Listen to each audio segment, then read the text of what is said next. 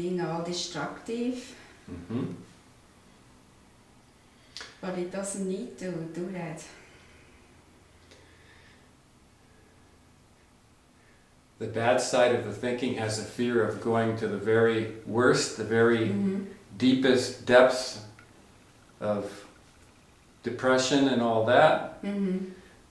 The good side of the thinking can think of things being okay. Right? So when I heard about Cheryl passing the national exam, now see the thinking comes in, it wonders who felt that joy for her, you know, who was at peace and felt that joy.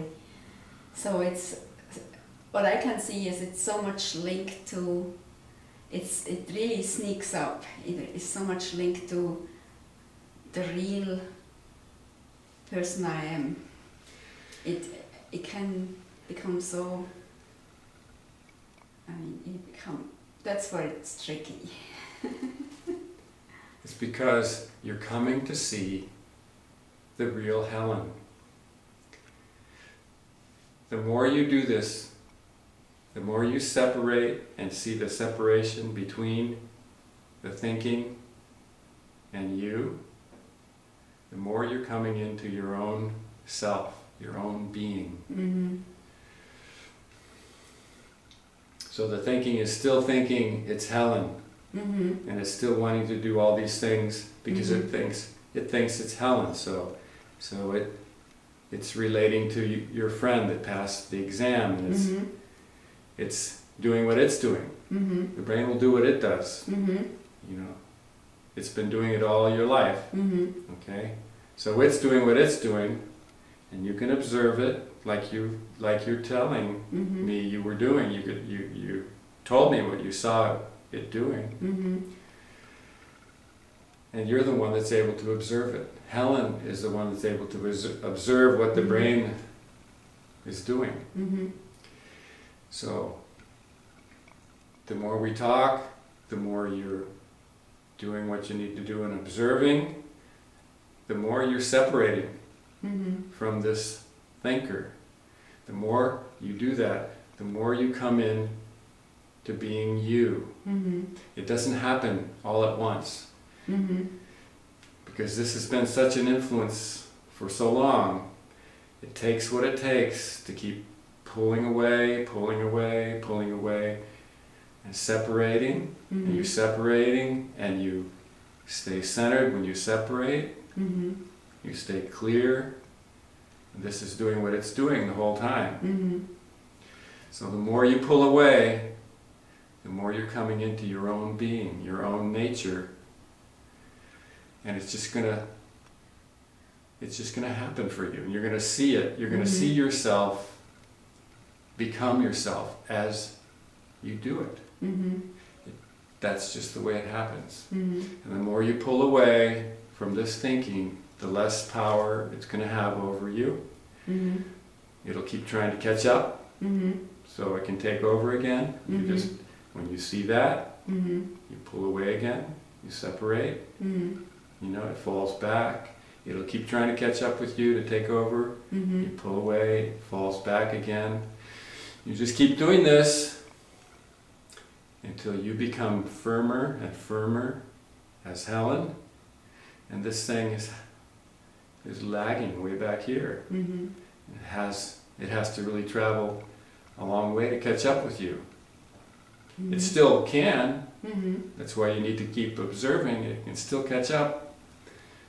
But the more you do it, the more you do what you need to do and observe, the more distance you put between the thinker and you.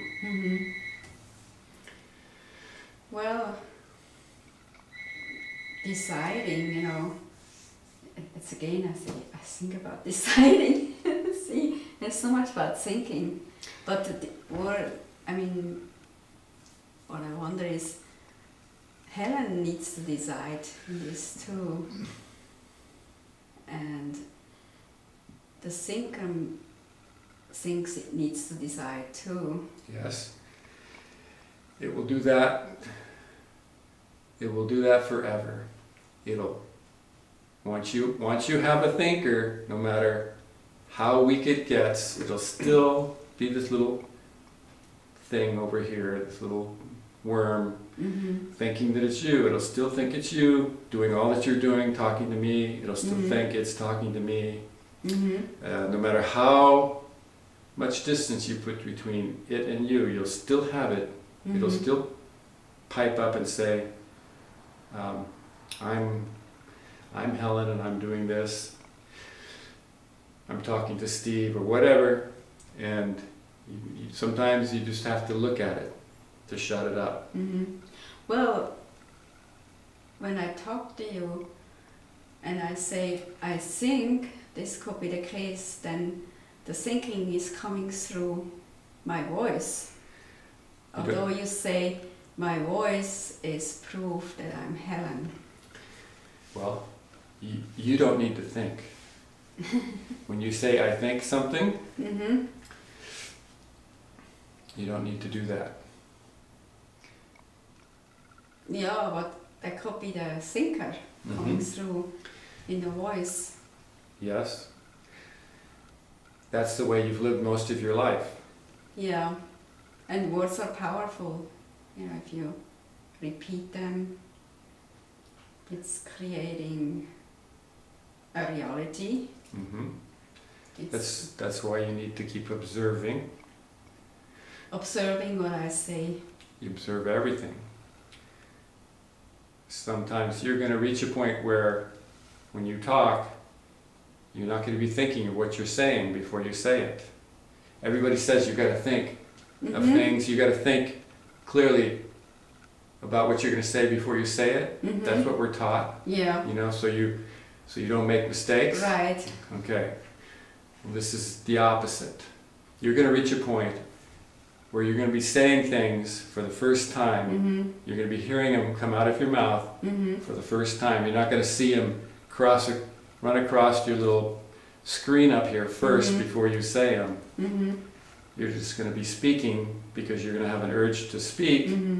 You're going to be speaking words that you're going to be hearing for the first time as you say them. What you're saying is almost like I've had that experience before, here and there. Well, they were there all the time. Well, people get so reliant. They think they have to rely on thinking so much. What they don't realize is you already know what you need to do. You don't have to think it first. What's necessary, or what you really need to do, you know inside without this telling you. So when you ask me many times to say, what do I need to do now? There was a time it worked, and recently it stirs up the thinking big time. Okay, so what? And then there is no clarity to do really what I need to do. Okay, so the thinking is thinking it needs to do what it needs to do? So? It's strong. I mean, it's really there. So the thinking is asking itself, the thinking is thinking it's Helen, talking to me, like we talk, and the thinking is asking itself, you know, the simple tool that we use, what do I need to do now? And it's looking to see what the intuition tells it to do. The thinking will do that. So you need to observe. First of all, it's important that you say it out loud, okay, so that you're using your voice, and you can hear your voice, and then you can look, you can observe and see if the thinking is there,